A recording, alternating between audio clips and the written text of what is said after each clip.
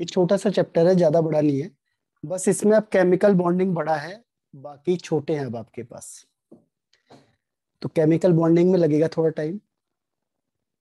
Start करते हैं। Classification of element.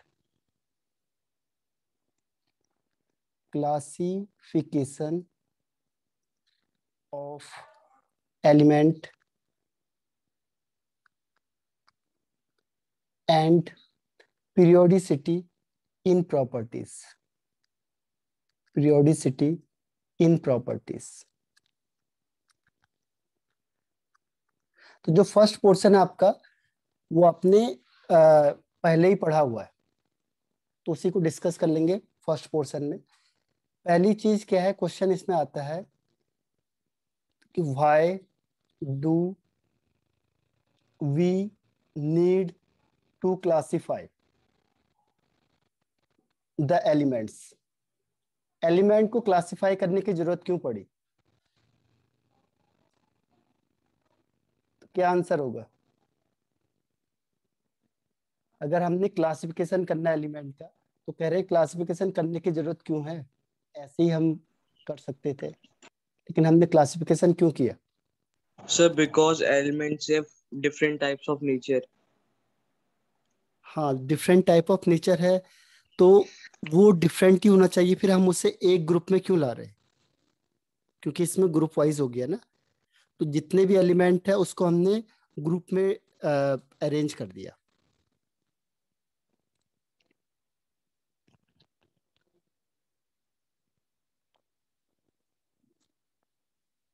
क्या हो सकता है?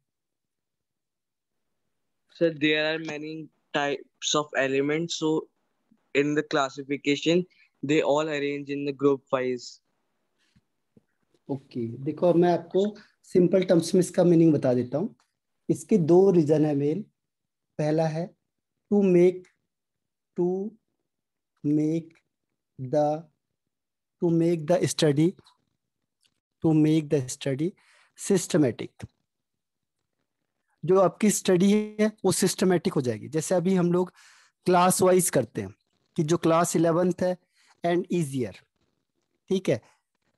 तो जो स्टडी है वो क्या होगी, सिस्टमेटिक हो जाएगी और इजियर हो जाएगी, आसान हो जाएगी। इसीलिए हमने क्या किया, हर एक एलिमेंट को क्लासिफाई कर दिया। ये ऐसी है जैसे स्कूल है, तो स्कूल में जो स्टूडेंट्स होते हैं उन्हें क्या करते हैं हम लोग, क्लासिफाई कर देते हैं। अब स्कूल में 500 स्टूडेंट है, तो अब 500 को अलग अलग पढ़ाना तो बहुत मुश्किल होगा। तो क्या किया, इसको कैटेगराइज कर दिया, 6 में, 7th में, 8, 9, 10, 11, 12। तो ये स्टूडेंट इसमें क्लासिफाई हो गए, तो हमारी स्टडी क्या हो गई, आसान हो गई। कि जो 500 स्टूडेंट को अलग अलग पढ़ाना था, उससे अच्छा हमने क्या किया, इसके ग्रुप बना दिए। और जिस ग्रुप की सिमिलर प्रॉपर्टीज होगी, जैसे 6 वाला, इसकी प्रॉपर्टी सिमिलर है, तो जिसकी प्रॉपर्टी 6 से मैच करेगी उसे 6 में रख दिया। फिर ऐसी 7th, ऐसी 8, ऐसी 9, 10th, 11, 12। तो क्या हुआ, एक तो सिस्टमेटिक स्टडी हो गई कि 6 को हम छोटी चीज पढ़ा रहे हैं, 7 को बड़ी, 8 को उसके हिसाब से। तो ऐसे ऐसे हम क्या कर रहे हैं, इंक्रीजिंग ऑर्डर में पढ़ाई कर रहे हैं। तो एक तो सिस्टमेटिक हो गई और आसान हो गई। ठीक है, तो दो तरीके हैं, इसकी वजह से हम लोग क्या करते हैं, क्लासिफाई करते हैं। क्लियर हुआ ये? Yes, sir. ओके, अब देखो पीरियोडिक टेबल होता क्या है ये, व्हाट इज पीरियोडिक टेबल? तो पीरियोडिक टेबल का मतलब एक टेबुलर फॉर्म हो जाएगी। टेबुलर मतलब टेबल के फॉर्म में हो जाएगा ये। टेबुलर फॉर्म होगी in which elements are arranged. जो एलिमेंट्स होंगे उसको अरेंज करेंगे। Elements are arranged in increasing order of increasing order of order of their atomic number.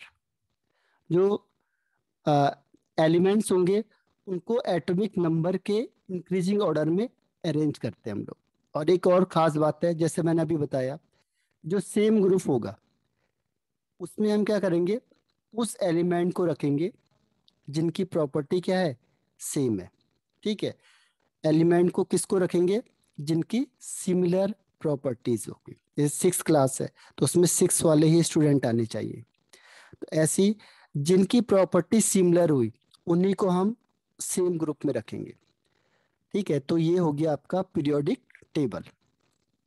Clear हुआ? पीरियोडिक टेबल का मतलब टेबल के फॉर्म में, जैसे अभी हम Yes, टेबल sir. दिखाएंगे आपको, टेबुलर फॉर्म में होगा, in which elements are arranged in increasing order of their atomic number. और सेकंड है इसमें, element having similar properties are placed in same group. जिस एलिमेंट की प्रॉपर्टी क्या होगी, सेम होगी, उनको हम सेम ग्रुप में रखेंगे, उसे कहते हैं हम पीरियोडिक टेबल। क्लियर है? Yes, sir. अब देखो इसके आगे आता है, अब इसकी हिस्ट्री में जाते हैं, जो आपने पहले ही पढ़ा था। सबसे पहले लेवोशियर ने दिया था, पर हम उसको यहाँ डिस्कस नहीं करते हैं। हम स्टार्ट करते हैं डोबरनियर से। डोबरनियर ट्राइड्स, इसके अकॉर्डिंग क्या है देखो, ट्राई का मतलब होता है 3। तो उसने क्या किया, ग्रुप ऑफ 3 एलिमेंट किया, group of 3 element, group of 3 element. और कौन से 3 एलिमेंट लिए, जिनकी प्रॉपर्टी क्या होनी चाहिए, सेम होनी चाहिए, हैविंग सिमिलर प्रॉपर्टीज, जिसकी प्रॉपर्टी लगभग लगभग सेम होगी। ठीक है, उसे अरेंज किया, are arranged, are arranged in increasing order of, increasing order of their atomic mass, क्योंकि उस समय नंबर तो डिस्कवर था नहीं, तो एटॉमिक मास के इंक्रीजिंग ऑर्डर में रखा उन्होंने। ठीक है, उस समय तक एटॉमिक नंबर डिस्कवर नहीं था। फिर उन्होंने देखा कि जो एटॉमिक मास है, atomic mass of middle element, जो मिडिल वाला एलिमेंट था, उसका एटॉमिक मास क्या होगा, element is the arithmetic mean, arithmetic mean यानी एवरेज। अर्थमेटिक मीन का मतलब average, arithmetic mean of the atomic mass of other 2 element. ठीक है, इन दोनों के एवरेज है जो, वो मिडिल वाले का मास होगा। ठीक है, तो ये इसने बोला था डोबरनियर ने। अब इसको हम उससे बताते हैं, एग्जाम्पल से ज्यादा समझ में आता है ये। एग्जाम्पल से देखो, जैसे 3 एलिमेंट हो गए, lithium, sodium and potassium.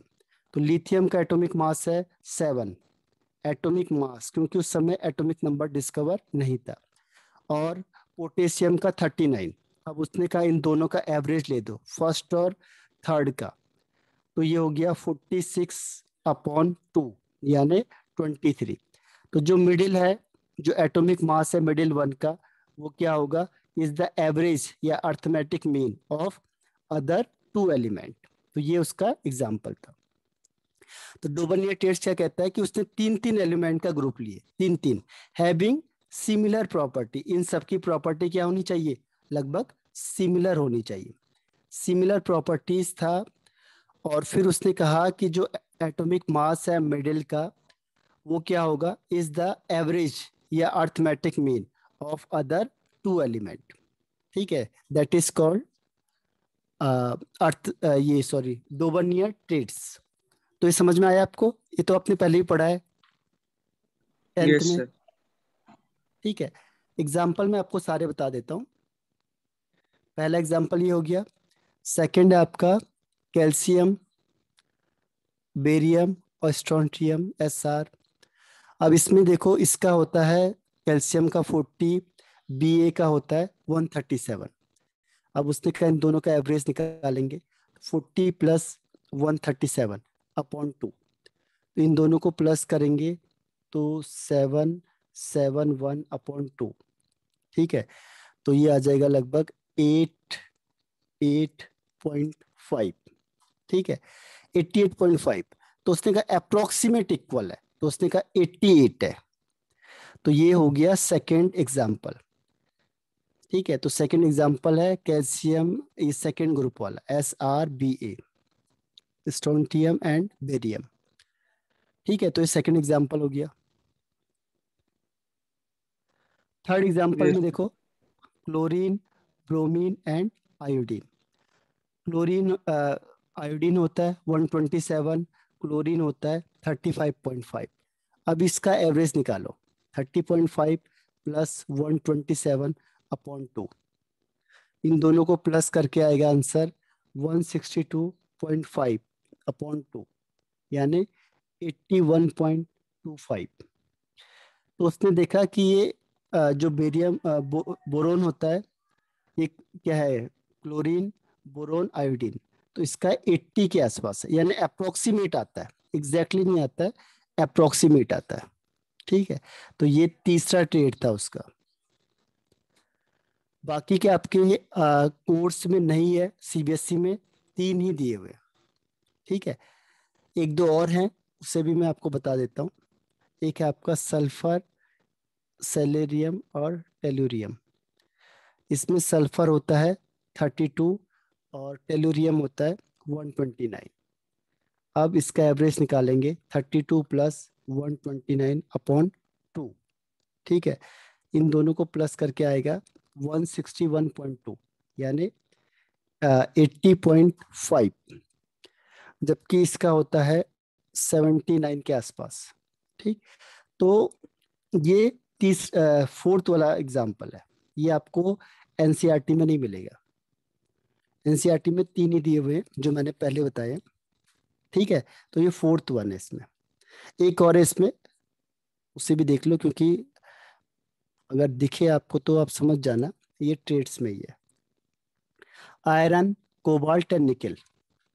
Iron होता है 56 और कोबाल्ट होता है, कोबाल्ट का निकालेंगे हम, निकेल होता है 58.9। अब इन दोनों का एवरेज है 56 प्लस 58.9 अपॉन 2, इसको प्लस करके आएगा 114.7 अपॉन 2, और ये आ जाएगा 57.35।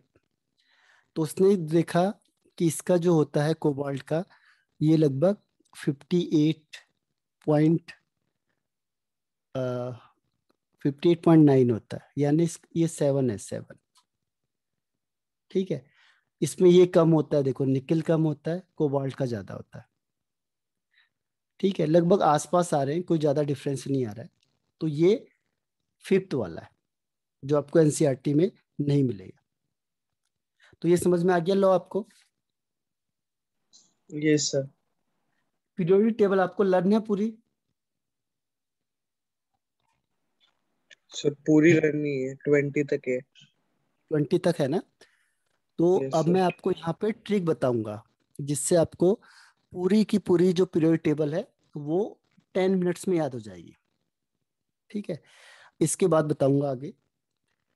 यह मैं आपको वीडियो सेंड करूंगा, एक बार पहले उससे देखना, और फिर मैं उसी के बेस पे आपको एक्सप्लेन कर दूंगा, ठीक है। तो आपको ओके पूरी सर। पीरियड टेबल 10 मिनट्स में याद हो जाएगी, यानी 10 मिनट लगेगा आपको पूरी पीरियड टेबल बनाने में, ठीक है। Yes sir. ओके, अब देखो आगे बढ़ जाते हैं। इसमें जो इसकी डिमेरिट्स है, वो डिमेरिट्स क्या है? जैसे एनसीईआरटी वगैरह जो आपकी बुक है, उसमें ये है कि ये केवल 3 ट्रेड्स के लिए ही एप्लीकेबल है, बस ओनली, बाकी के लिए ये एप्लीकेबल हो ही नहीं पाया, ठीक है। बस इसी के लिए होता है ये, बाकी अदर्स के लिए ये फॉलो नहीं कर पा रहा है, तो इसीलिए ये क्या हो गया, रिजेक्ट हो गया। बाकी के लिए फॉलो नहीं हो पा रहा है, केवल 3 या जो 5 है, यानी लिमिटेड के लिए ये एप्लीकेबल है बस, ठीक है। बाकी के लिए ये एप्लीकेबल नहीं है। दूसरी चीज क्या है इसमें, कि जो सेम ग्रुप है, उसके लिए भी ये एप्लीकेबल नहीं है, नॉट एप्लीकेबल, एक्सेप्ट above, जो ये above है उसको छोड़ के, जो हमने एग्जाम्पल बताया आपको उसको छोड़ के, जो एग्जाम्पल मैंने ऊपर बताए हैं इसको छोड़ के, बाकी सेम ग्रुप में किसी में भी अप्लाई किया तो ये एप्लीकेबल हो ही नहीं रहा है, ठीक है, इसीलिए ये क्या हो गया, रिजेक्ट हो गया। जैसे चलो एक एग्जांपल लेते हो, फ्लोरीन वाला है, फ्लोरीन, क्लोरीन और ब्रोमीन। अब इसी में चेक करते हैं। तो फ्लोरीन होता है 19, ब्रोमीन होता है 80। अब इन दोनों को प्लस किया, 18 प्लस 19 यानी 99 डिवाइडेड बाई 2 यानी 49.5। जबकि क्लोरीन को आपको पता है कि 35.5 होता है, ठीक है। तो ये बहुत बड़ा डिफरेंस आ रहा है, तो ऐसा एप्लीकेबल नहीं है ये, ठीक है। इसीलिए ये केवल 3 या जो 5 मैंने बताए हैं उसी के लिए एप्लीकेबल है, बाकी चाहे सेम ग्रुप लगा लो किसी और में भी ये एप्लीकेबल नहीं है। तो ये इतना ज़्यादा पूछा नहीं जाता है क्योंकि ये 9th या 10th का है, 10th का है, ठीक है। अब आगे बढ़ जाते हैं। क्लियर हो गया Okay. ना फिर भी लोअर ट्रेड्स। Yes, sir. अब है Newland law of active octaves, Newland law of octaves. Newland क्या कहता है, देखो न्यूलैंड कहता है, पहले इसने वही काम किया जो किसने किया था, डोबरनियर ने किया था। उसने क्या किया, he arranged the element, he arrange the element, जो एलिमेंट थे वो उसने अरेंज किए, कैसे, increasing order of their atomic mass, increasing order of their atomic mass, atomic mass के इंक्रीजिंग ऑर्डर में उसने रखा है, ठीक है, एटॉमिक मास के इंक्रीजिंग ऑर्डर में। उसने भी यही किया था क्योंकि उस समय एटॉमिक नंबर डिस्कवर नहीं था। फिर उन्होंने देखा कि जो एवरी 8th एलिमेंट है, उन्होंने इस तरीके से अरेंज किया इन सच अ वे दैट कि every 8th element show the, every 8th element show या एग्जिबिट कह सकते हैं, exhibit या show that every 8th element exhibit the similar properties of first element, ठीक है। तो हर 8वां जो एलिमेंट है उसकी प्रॉपर्टी सेम है फर्स्ट वन की तरह। Every 8th element exhibit the similar property of first element, तो लाइक म्यूजिकल नोट्स, तब इसका नाम रख दिया ऑक्ट। ऑक्टा का मतलब होता है 8th, ऑक्ट का जनरली मतलब होता है 8th, तो इसीलिए इसको कहा गया ऑक्टेव। और न्यूलैंड ने इसे दिया था, ये साइंटिस्ट का नाम है, तो इसलिए न्यूलैंड्स लॉ ऑफ ऑक्टेव्स बोला इससे।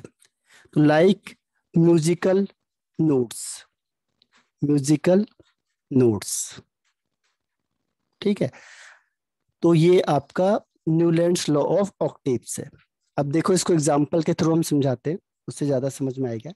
जैसे म्यूजिकल नोट्स है सा, रे, गा, मा, पा, दा, नी, सा, फिर सा दोबारा रिपीट हो गया। ऐसे एलिमेंट है lithium, beryllium, boron, carbon, nitrogen, oxygen, fluorine. उस समय नोबल गैस डिस्कवर नहीं थे।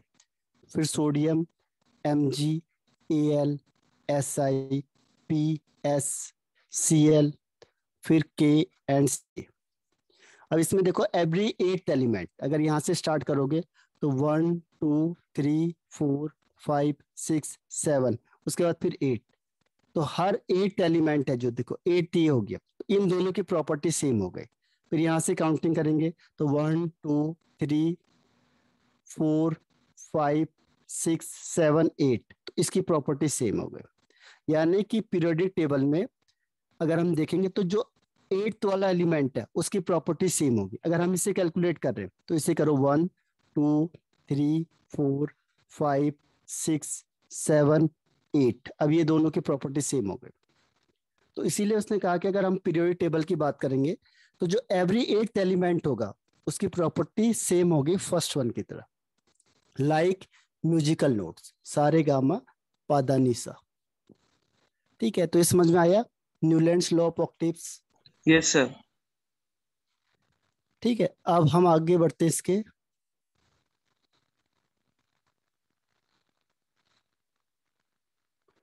तो आप कहीं से भी काउंटिंग करोगे 8th नंबर का। अब है इसकी demerits.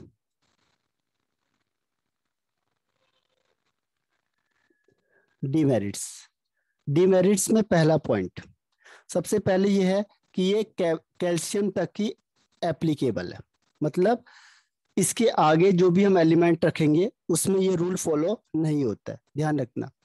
It is applicable up to calcium only. Calcium तक ही क्या है, एप्लीकेबल होता है। ठीक है, it is applicable up to calcium only. उस समय ध्यान रखना, नोट में लिख देता हूँ यहाँ पे, नोबल गैस डिस्कवर नहीं थे, ध्यान रखना। नोट में है कि नोबल गैस डिस्कवर नहीं हुए थे उस टाइम पे। ठीक है, इसीलिए हमने ये किया। अब सेकंड चीज है कि ये एप्लीकेबल है ओनली लाइटर एलिमेंट की तरह, जो हल्के एलिमेंट होते हैं, मतलब जिसका एटॉमिक नंबर 20 तक है, तो उसी को दूसरी लैंग्वेज में कह दिया कि जो लाइटर एलिमेंट है उसी के लिए एप्लीकेबल है। हैवी के लिए क्या है, नॉट एप्लीकेबल। जो हैवी होंगे यानी जिसका एटॉमिक नंबर 20 से ज्यादा है उसके लिए ये एप्लीकेबल नहीं है। ठीक है, ओके सर। थर्ड वन, जो नोबल गैस था वो बाद में डिस्कवर हुआ, तो the discovery of after the discovery of noble gas, क्योंकि उस समय तो थे नहीं, जैसे ही नोबल गैस डिस्कवर हुए ये ऑटोमेटिकली क्या हो गया, फेल हो गया, क्योंकि अब तो 9th नंबर में आ रहा है। जो 8 में था अब किस में आ रहा है, वो 9th नंबर में आ रहा है। इसीलिए ये लॉ उसके बाद भी फेल हो गया, क्योंकि नोबल गैस जैसे डिस्कवर हुआ, जैसे अभी हम देख रहे थे, देखो lithium, barium, boron, carbon, nitrogen, oxygen, fluorine, उसके बाद सोडियम। तो 1 2 3 4 5 6 7 8, तो 8 नंबर की प्रॉपर्टी सेम हो रही है। लेकिन जैसे हमें पता चला नोबल गैस है, तो फ्लोरीन के बाद क्या होगा, नियॉन आ जाएगा। अब नियॉन 8th में आ गया तो फिर ये अब 9th में होगा, तो हम कहेंगे एवरी 9th एलिमेंट। इसीलिए ये कॉन्सेप्ट क्या हो गया, फेल हो गया after the discovery of noble gases. तो जैसे नोबल गैस डिस्कवर हुए ये ऑटोमेटिकली क्या हो गया, फेल हो गया। ठीक है, क्योंकि अब तो 9th नंबर पे आ रहा है और ये कह रहा है 8 पे आना चाहिए। क्लियर है? Yes sir. अब नेक्स्ट वो कहता है, next point is he could not explain, could not explain the cause of periodicity। Cause of periodicity का मतलब होता है कि 8वें नंबर पे क्यों आ रहा है, तो उसका कोई रीजन होना चाहिए। तो उसने वो रीजन नहीं बता पाया कि जो सिमिलर प्रॉपर्टी हो रही है, पीरियोडिसिटी मतलब सिमिलर प्रॉपर्टीज रिपीट होना। अब मैं कहूंगा कि इतने टाइम में सिमिलर प्रॉपर्टी रिपीट होगी, लेकिन क्यों होगी ये उसको एक्सप्लेन नहीं कर पाया कि हर 8वें नंबर में क्यों आ रहा है सेम प्रॉपर्टी। तो he could not explain the cause of periodicity. और इसका लास्ट पॉइंट है कि जब न्यूलैंड था तो न्यूलैंड के टाइम पे 56 एलिमेंट नोन थे बस। ठीक है, केवल 56 एलिमेंट क्या थे, नोन थे। उसने कहा कि अब इन फ्यूचर अब इससे ज्यादा एलिमेंट डिस्कवर नहीं हो सकते, जितने एलिमेंट डिस्कवर होने थे वो क्या हो गए, ये हो चुके हैं। फ्यूचर में अब ऐसा नहीं होने का, फ्यूचर में अब no element will be discovered, अब कुछ हो ही नहीं सकता। जितने ये 56 एलिमेंट हैं बस इतने ही रहेंगे, इससे आगे आप कुछ भी करो डिस्कवर नहीं हो सकते हैं। ठीक है, तो ये उसका क्या था, in future no element will be discovered. वो कहता है इसके आगे कभी भी कोई एलिमेंट डिस्कवर नहीं होगा। तो ये उसके डीमेरिट्स थे, क्योंकि बहुत सारे एलिमेंट उसके बाद डिस्कवर हुए। ठीक है, तो ये 5 डीमेरिट्स हैं न्यूलैंड के। क्लियर? Yes sir. अब आते हैं पीरियोडिसिटी किससे कहते हैं। जैसे हमने वर्ड कहा पीरियोडिसिटी, तो पीरियोडिसिटी के लिए क्या होगा देखो। पीरियोडिसिटी मीन्स होता है पीरियोडिसिटी, पीरियोडिसिटी मतलब होता है repetition of similar properties, repetition, repetition of similar properties, repetition of similar properties after a fixed interval. जैसे अभी हमने कहा 8 के बाद प्रॉपर्टी सेम शो हो रही है, या 10 के बाद, तो एक फिक्स्ड इंटरवल के बाद सेम प्रॉपर्टी शो हो रही है, उस प्रॉपर्टी को हम कहते हैं periodicity. Periodicity means repetition of similar properties after a fixed interval is called periodicity. ठीक है, तो समझ में आया पीरियोडिसिटी? Yes sir. ओके, तो ये भी आपका न्यूलैंड भी फिनिश हो गया। ठीक है, अब हम आगे बढ़ जाते हैं। एक अपने न्यू नाम सुना होगा लोथर मेयर का, सुना है इसका नाम? Lothar Meyer. Yes sir. Okay, तो अब इसके बारे में पढ़ेंगे, लेकिन ये ज्यादा चला नहीं, क्योंकि ये प्रैक्टिकली बहुत ज्यादा अच्छा नहीं रहा, तो इसीलिए इसका नाम कम चलता है। हालांकि इसी के बेस पे मेंडलीफ ने पीरियोडिक टेबल बनाई थी और वो बहुत चली थी। ठीक है, तो ये लोथर मेयर था, साइंटिस्ट का नाम है। तो given by Lothar Meyer, given by Lothar Meyer, उसके नाम से इसको रख दिया लोथर मेयर क्लासिफिकेशन। ठीक है, तो लोथर मेयर ने क्या किया, सबसे पहले उसने ग्राफ बनाया इस तरीके से। ठीक है, और इस ग्राफ में उसने क्या क्या चीजें लगा दी। एक लगा दिया एटॉमिक मास, एटॉमिक मास, और एक जगह उसने क्या किया, एटॉमिक वॉल्यूम कर दिया। ठीक है, एटॉमिक मास और एटॉमिक वॉल्यूम इस तरीके से दोनों अरेंज कर दिए। एक्स एक्सेस में क्या किया, एक्स में एटॉमिक वॉल्यूम, सॉरी एक मिनट अपोजिट कर दिया मैंने, जो एक्स एक्सेस है और ये वाई एक्सेस है। ठीक है, तो एक्स एक्सेस में एटॉमिक मास और वाई एक्सेस में एटॉमिक वॉल्यूम। ठीक, अब उसने क्या ऑब्जर्वेशन किया देखो, उसने क्या क्या चीजें इसमें देखी। पहली चीज उसने देखी कि इसका जो मेन कॉन्सेप्ट है, पहले उसे बता देता हूं मैं, इसका मेन कॉन्सेप्ट क्या है। वो कहता है element with similar property, element with similar property, जिसकी प्रॉपर्टी सेम होगी।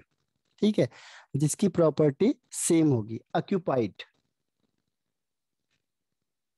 Occupied similar position, similar position on curve. ठीक है, वो कर्व में क्या है, सिमिलर पोजीशन को ऑक्यूपाई करेगा। जैसे मैंने कहा फॉर एग्जांपल, जैसे ये ग्राफ खींच दिया, तो जो एलिमेंट टॉप में है, जैसे सपोज करो ये ए टॉप में है, ये बी टॉप में, इधर मैंने दिखा दिया सी टॉप में, इसकी प्रॉपर्टी सेम होगी। दूसरा, जो बॉटम में, सपोज ये हो गया एक्स वाई जेड, तो जो बॉटम में उसकी प्रॉपर्टी सेम होगी। ठीक है, तो बॉटम वाले की प्रॉपर्टी सेम होगी, यानी इनकी प्रॉपर्टी सेम होगी। जो टॉप में है उनकी प्रॉपर्टी सेम होगी। जो इधर है इस साइड, इसकी प्रॉपर्टी सेम होगी। यानी अगर कर्व में, अगर वो सेम पोजीशन में लाई कर रहा है तो उसकी प्रॉपर्टी भी सेम हो जाएगी। जो टॉप वाले सारे हैं उनकी प्रॉपर्टी सेम, जो बॉटम वाले हैं उनकी प्रॉपर्टी सेम, जो मिडिल में है उनकी प्रॉपर्टी सेम। तो इस तरीके से उसने इसे डिवाइड किया। तो उसने कहा कि element with similar property occupied similar position on the curve. Clear है? Yes sir. अब उसने देखो कर्व से क्या क्या चीजें देखी, देखो इसको बनाते भी जाते हैं कर्व को। सबसे पहले उसने देखा स्टार्टिंग में कि टॉप में कौन से आ रहे हैं, टॉप में, ठीक है। तो उसने ऑब्जर्वेशन में देखा 1 टॉप, 2 टॉप, 3 टॉप, 4। तो जो टॉप है इसमें है फर्स्ट ग्रुप के एलिमेंट, यानी लिथियम, पोटेशियम, सोडियम एसेट्रा। तो पहली चीज उसने क्या देखी कि जो टॉप में है, पीक पे है, ठीक है, ग्राफ के जो भी क्या है, पीक पीक में है, वो कौन से एलिमेंट है, एल्कली मेटल है, एल्कली मेटल। यानी एल्कली कौन से हो गए, lithium, sodium, potassium etcetera, first group वाले, ठीक है। तो वो कहाँ पे लाई करेंगे, टॉप में। और टॉप में होने का मतलब क्या है, देखो ये आपका एटॉमिक वॉल्यूम है और ये आपका एटॉमिक मास है। तो उसने देखा कि जो एटॉमिक वॉल्यूम है वो किसका ज्यादा है, उस हाई है किसका, ग्रुप फर्स्ट का। ग्रुप फर्स्ट मतलब लिथियम, सोडियम, पोटेशियम, औरों के कंपैरिजन में इसका हाई है, ठीक है, यानी इसका वॉल्यूम भी ज्यादा है। तो पहला ऑब्जर्वेशन उसने किया ये कि जो भी एलिमेंट पीक में है वो कौन सा एलिमेंट हो गया, एल्कली मेटल, ठीक, और उसका वॉल्यूम ज्यादा है। क्लियर हो गया पहला पॉइंट। Yes. ओके, अब सेकंड में देखो, सेकंड पॉइंट। सेकंड उसने कहा कि जो ट्रांजिशन एलिमेंट होंगे वो कहाँ चले जाएंगे, बॉटम में। Transition element occupied the bottom, जो भी नीचे जाएंगे वो कौन से होंगे, ट्रांजिशन एलिमेंट, यानी chromium, scandium, titanium, vanadium etcetera, ठीक है। अब बॉटम का मतलब क्या हुआ, जब आप ग्राफ बनाओगे तो आपको ग्राफ में जो नीचे दिखेगा, जैसे हमने ग्राफ बनाया तो वाई एक्सेस में है एटॉमिक वॉल्यूम और एक्स एक्सेस में है एटॉमिक मास। तो देखो पहला ग्राफ में नहीं होता है, दूसरे में नहीं होता है। अब क्या होगा, जब यहाँ से दूसरा खत्म होकर तीसरा ऐसे जाएगा, अब यहाँ पे स्टार्ट होता है स्कैंडियम का, scandium, titanium, vanadium, chromium, MN, manganese, iron, ठीक है, कोबाल्ट, निकिल, जेडन। तो उसने कहा कि जो बॉटम में दिखेगा आपको ये, वो बॉटम में कौन सा होगा, ट्रांजिशन एलिमेंट, यानी डी ब्लॉक एलिमेंट। तो डी ब्लॉक एलिमेंट कहाँ पे होगा, बॉटम में, ठीक है। तो ये था उसका सेकंड ऑब्जर्वेशन। क्लियर है। Yes, sir. अब देखो उसने नेक्स्ट पॉइंट, थर्ड पॉइंट वो कहता है कि जब भी कोई ग्राफ स्टार्ट हो रहा है, देखो ये आपका एटॉमिक वॉल्यूम और ये एटॉमिक मास। तो अब ये ग्राफ स्टार्ट हुआ यहाँ से 1, 2, 3, इस तरीके से स्टार्ट होगा। इसमें क्या होता है कि जो ये एलिमेंट है जब असेंडिंग में जा रहा हो, देखो असेंडिंग में, असेंडिंग के स्टार्ट में यहाँ पे वो हेलोजन होंगे, हेलोजन का मतलब फ्लोरीन, ठीक है। और इसके बाद ही क्या हो जाएगा, नियॉन हो जाएगा, नोबल गैसेस हो जाएगी, ठीक है।